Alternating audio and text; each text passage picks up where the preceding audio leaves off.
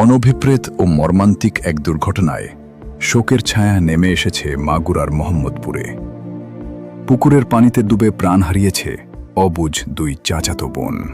পরিবার ও স্থানীয় সূত্রে জানা যায়, সকালে বাড়ির পাশে খেলাধুলা করার সময় সবার অগোচরে পুকুরের পানিতে পড়ে যায় দুই বোন।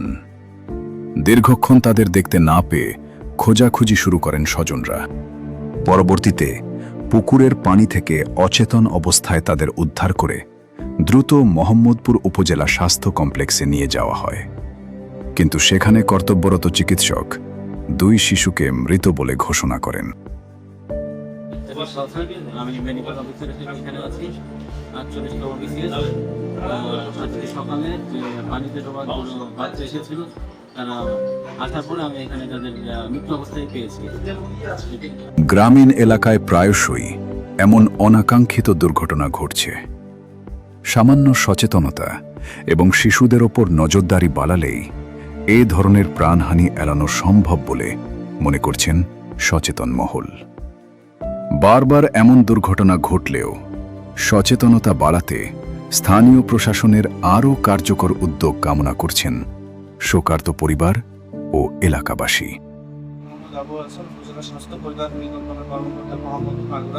আমাদের হাসপাতালে 10:30-এর দিকে দুটি বাচ্চা পুকুরে ডুবে গেছে। এই স্ট্রিমে আমাদের হাসপাতালে আসার পর আমার কর্তব্যরত চিকিৎসক তাকে পরীক্ষা নিরীক্ষা করে দেখতে পায় যে বাচ্চা দুটি মৃত অবস্থা আমার এখানে আসছে। তো এই বিষয়ে আমার সকলকে সচেতন করতে চাই। এই বর্ষা মৌসুমের সময় সকল মা বোনরা আপনারা আপনাদের শিশুদেরকে অবশ্যই খেয়াল করবেন যাতে এরকম অনাকাঙ্ক্ষিত কোনো ঘটনা না ঘটে। অবুঝ দু শিশুর এমন আকস্মিক মৃত্যু কোনোভাবেই মেনে নিতে পারছেন না এলাকাবাসী। অভিভাবকরা বলছেন, একটু সচেতনতা হয়তো বাঁচাতে পারত এই দুই তাজা প্রাণ। মুহাম্মদ আলামিন Sheikh, the daily global nation, Magura.